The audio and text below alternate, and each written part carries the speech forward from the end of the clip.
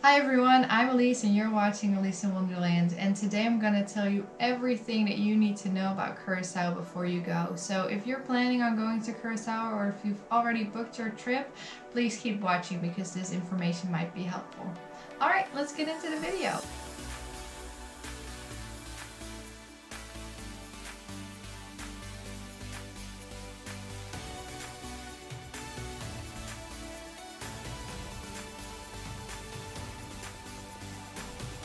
Alice in Wonderland, traveling the world to find the right information for your next destination.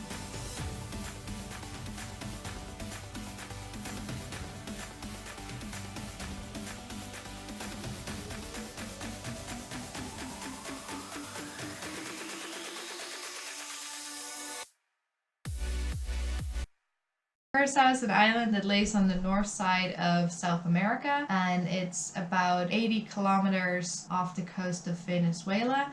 And Curacao is part of the ABC Islands, and the ABC Islands are Aruba, Bonaire, and Curacao. Wow, they were really clever coming up with that name. Curacao is a lot less touristy than Aruba. Aruba is probably the best known island of the three. I find that a nice thing about Curacao, even though there's still a ton of tourists that come there during the year. It's the biggest island. It has about 160,000 people that live there, and most of them live in the main city, which is Willemstad. The whole length of the island is 61 kilometers. It takes about an hour and a half going from Willemstad all the way to West Point. Curacao is actually part of the Netherlands. It's a Dutch colony. Even though it is independent, it still falls under the Kingdom of the Netherlands.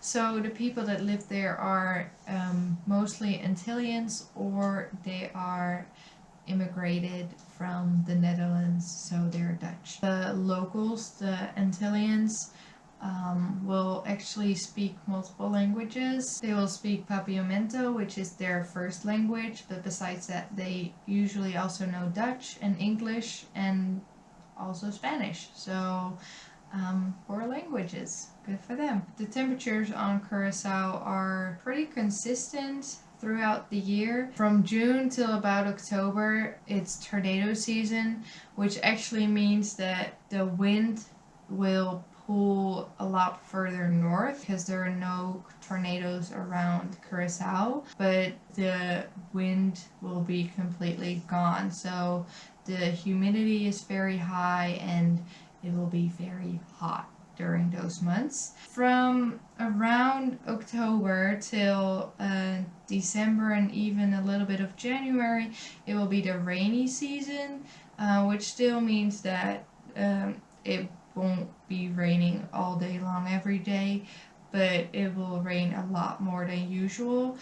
And I actually was on Curacao from January till April, and I loved it during those months because back home it was winter, so it was really cold, and I was on Curacao with sunny weather, and I could wear flip flops and shorts, and yeah, it was just gorgeous. And because the rainy season was just about over, the island was actually still very green, which was really nice. Like I said, pretty consistent, so all through the year it will be nice. It will be sunny. It might rain, but it won't rain all day long every day. But when it does rain, it is actually very important that you drive carefully, which takes me to the next topic, and that's traffic. Because when it rains and when the roads are wet, it is very slippery, and I can speak from experience because I slipped once when the roads were wet, and you cannot see it coming, and you will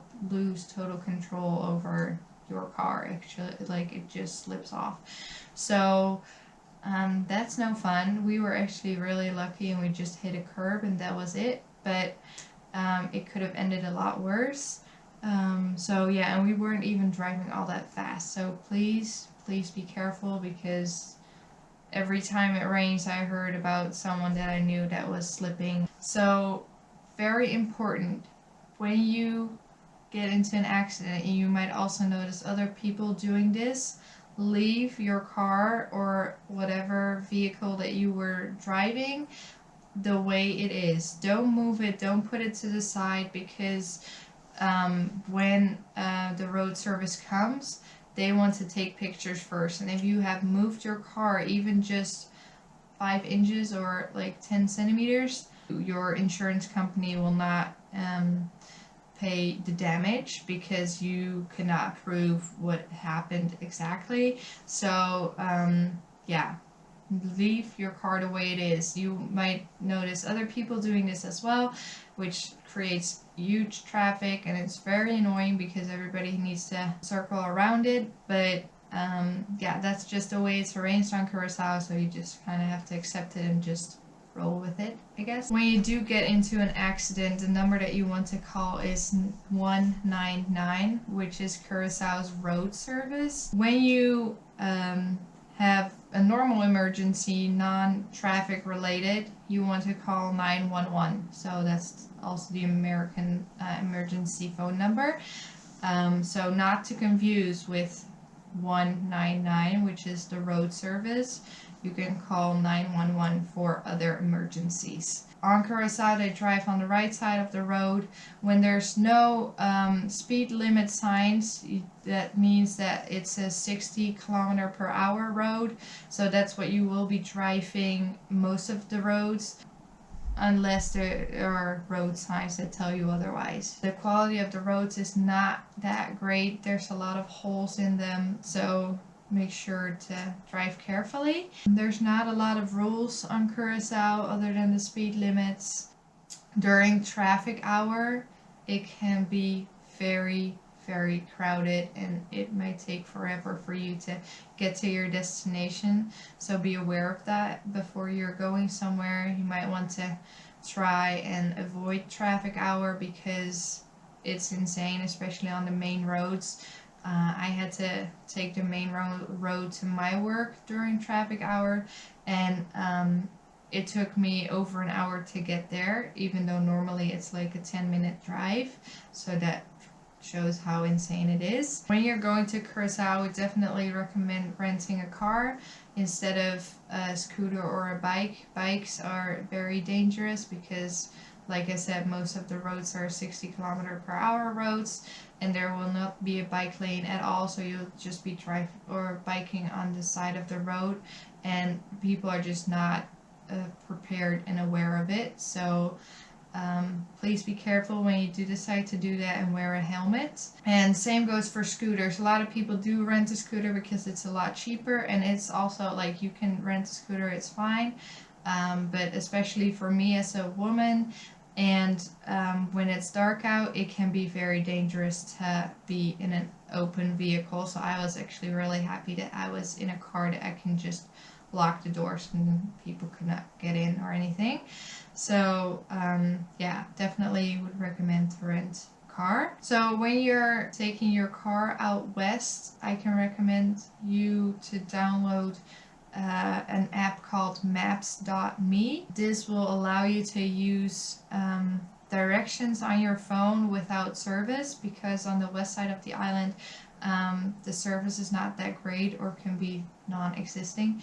So and this way you can still use directions on your phone. The directions will be correct, but the time that it tells you on the app usually is like way off. It usually takes a lot longer than it tells you to. Curacao is like most islands in the Caribbean, is very laid back and chill. So if you just want to relax and get away from all the stress from your day-to-day life, then you definitely hit the right place when you go to Curacao. Curacao is not an island that changes very quickly, so a lot of companies and a lot of businesses will not have a website. A lot of people use a Facebook page. So if you do not have Facebook and you're going to Curacao, you might want to consider getting a Facebook account just so you can check out those pages. And speaking of Facebook, there's also an interesting Facebook page that might come in handy, which is called Durf te Vragen, which is a Facebook page where you can put down any question. It actually means dare to ask. There's a lot of people that are joined to that page, and they'll answer it for you. So that's really nice. Also, just get in contact with other people as well.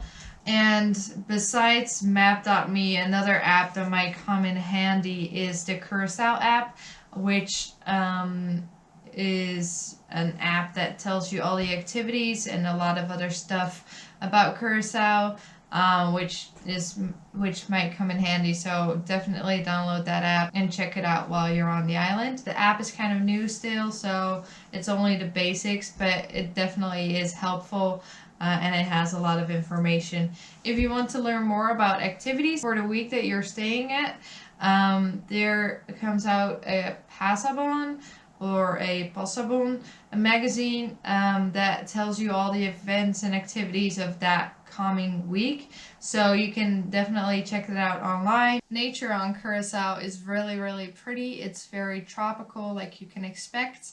But actually, before I went to Curacao, I expected that Curacao would be surrounded by beautiful white beaches. This is actually not true because there's a lot of rocks and cliffs. Especially on the north side, there will not be any beaches at all, and you usually won't really go there to take a swim or anything because the ocean is really wild on the north side. So all the beaches you will notice will be on the south side. The beaches will be pretty small. On Curacao you can pay with guilders, which are Antillean guilders, and you can pay with American dollars. Actually, a lot of places will accept those as well.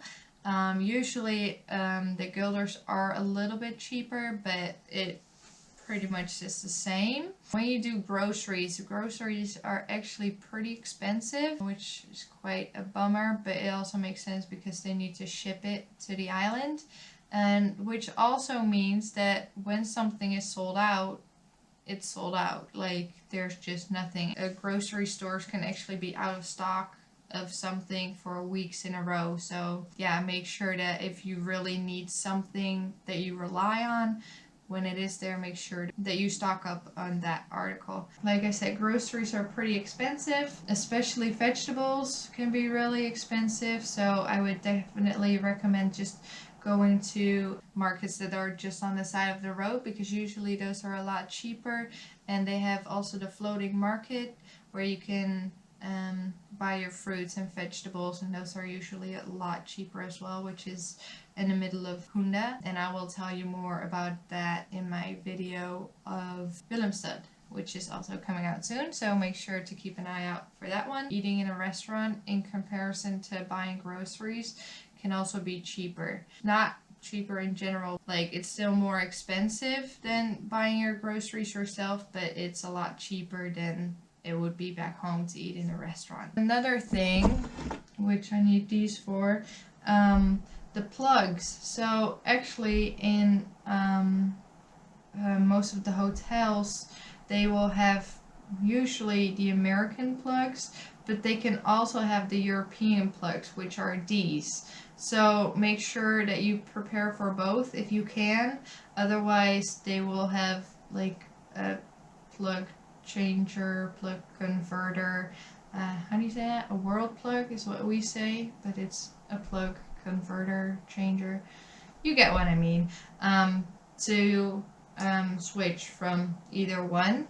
So make sure to prepare for either if you can. Otherwise, you can buy one on Curacao. When you work on Curacao, or when you do an internship on Curacao, which I know a lot of people will do because there's a ton of interns on Curacao, you will have a piece of paper that tells you that you work on Curacao, and this will actually save you a lot of money when you go to touristy areas. So like when you want to climb the Cristobal Mountain, you will end up paying a lot less. Or when you go to Hato Caves or Chetiboka, which are probably random names for you right now, but I will explain those things a little bit later on in another video. Verklaring toelating van rechtswegen, because I'm Dutch, but I'm not really sure how that works when you're from another country. So if you do know, please let me know in the comments below, because this might be helpful for somebody else. So make sure that you take a picture of that and then keep your identification with you as well. So they usually just accept that and they don't have to bring that along. Let's get into some fun facts. First of all, Curacao is a toe bumping island.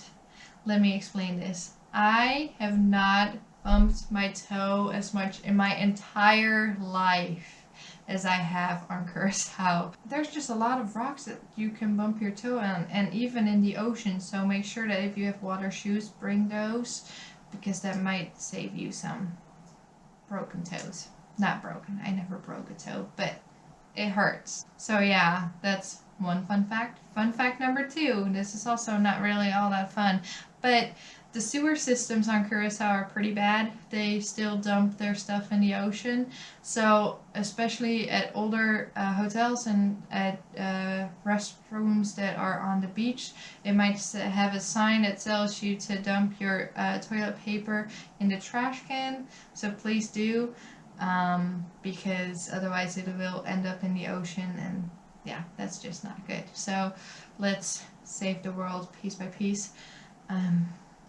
Or toilet paper piece by toilet paper piece. So I guess that's it. I'm sorry that I didn't show you more of the island itself. This is more a video about all the practical information that you need to know. If you feel like I've missed something, please let me know in the comments below. And if you have any questions, please ask me as well, because all the way at the end of the season, I am thinking of doing a Q&A, all the information that I missed during all the episodes and that you guys still want to know. So make sure that if you want to know more about Curacao that you subscribe, because there's a lot more coming. So stay tuned. If you thought this information was helpful, please give it a thumbs up or leave a comment down below. I hope you enjoyed it. Love always, adventure often. Bye guys!